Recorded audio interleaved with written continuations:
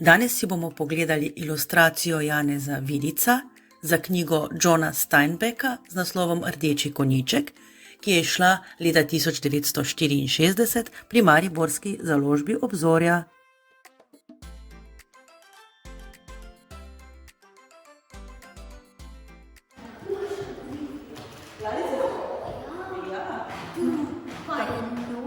Tukaj je nekaj novega. Torej, lep pozdrav ponovno v Umetnostni galeriji Maribor. Midva sva Urša in David. In danes si bomo ogledali ilustracije. Ja, kaj pa je to ilustracija, David? Ilustracije so v knjigah, slikanica, na kakih papirjih, pa tako. Torej, David nam je malo povedal o tem, torej, kaj je to ilustracija. Ilustracijo torej običajno vidimo v knjigah, slikanicah in ima v bistvu nalogo, da nam zgodbo, ki jo je avtor, pisatelj recimo napisal ali pesem, predstavi tudi na drugačen način, torej na likovni način. David, kaj imaš raje, knjige z ilustracijami ali take brez ilustracij? Slikanice najrajše, ker ne rabiš nič brati. Aha, torej je v bistvu zgodba, ja? Tako da lahko sam napišeš kako zgodbo. To tudi. Ilustracije, kaj si pisal? David, zdaj pa še majčkeno počakaj, nekaj moram še jaz povedati, veš? Ilustracija v knjigi ima tudi takšno vlogo, da nam lahko marsikaj sporoča.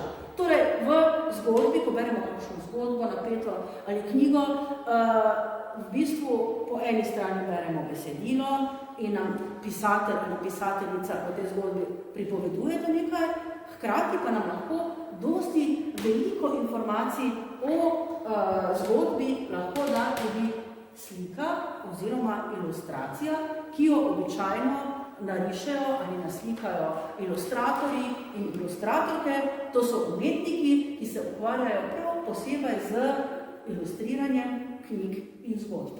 Kakšna se ti zdi tale ilustracija? Zanimiva. Kaj pa ti je čudno? Kaj ti je čudno na tej ilustraciji? Konj ti je čudno. Zakaj pa se ti zdi čudno? Oranžne barve. Morajo pa biti vse črne ali pa bele ali pa rjave. David, no, na tej ilustraciji, katere barve pa vidiš?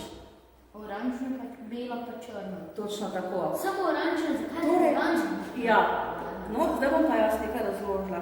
Ilustracije so vedno v knjigah natisnjene, je tako. In zato, ker jih morajo v tiskarni natisniti, so včasih tiskarji rekli ilustratorjem, torej umetnikom, ki so risali ali slikali ilustracije, so jim rekli, poglejte, da bomo lahko to natisnili, imamo na voljo samo dve barvi. In torej mora biti ilustracija narisana samo v dveh barvah. Tukaj imamo torej črno in rdečo. Kaj pa bela? Odkud pa pride bela, David? Iz tiskalnika. No, ampak kakšne barve je tisti papir, na katerega tiskamo? Bele, ne? Torej imamo torej barvo papirja, ki predstavlja tretjo barvo.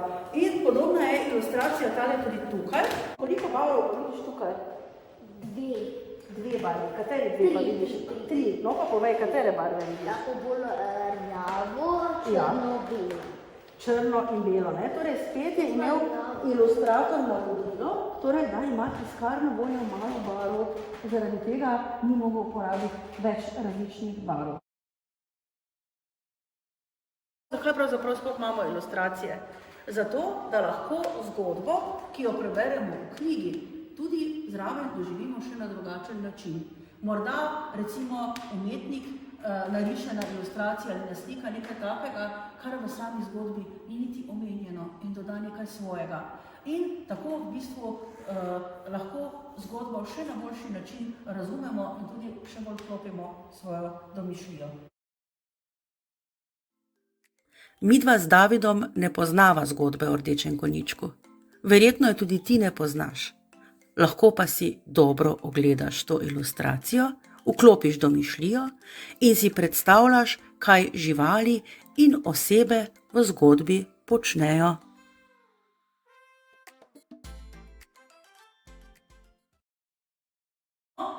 Zdaj bi vas pa povabila tudi na delavnico in sicer lahko na naši spletni strani zdaj kliknete na povezavo, ki vas bo povezala do pravljice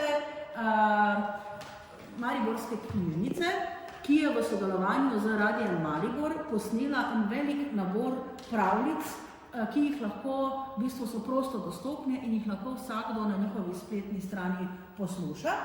In mi bomo pa izbrali pravljico z naslovom Rumena štorklja.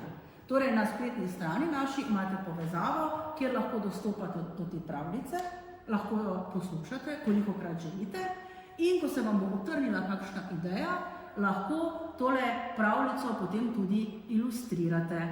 In nam svojo ilustracijo lahko fotografirate in nam pošljete na naš elektronski naslov. Lahko ilustrirate torej pravljico v katerikoli tehniki vam je najljubša. Lahko ilustrirate s svinčnikom, z barvicami, s flomastri ali pa celo s temperami ali z akvarelnimi barvicami. Tako da vabljeni, da se zdaj lotite dela. Pridi, greva.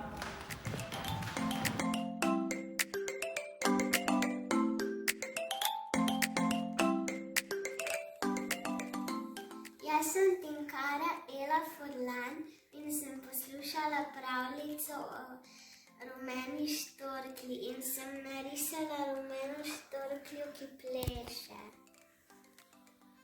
In pač v pravljici se je dogajalo, da je en študent na steno narisal rumeno štorkljo in potem je gospodar neke čajnice pač cel čas uporabljal te štorklje, da je plesala za goste, ko so prišli.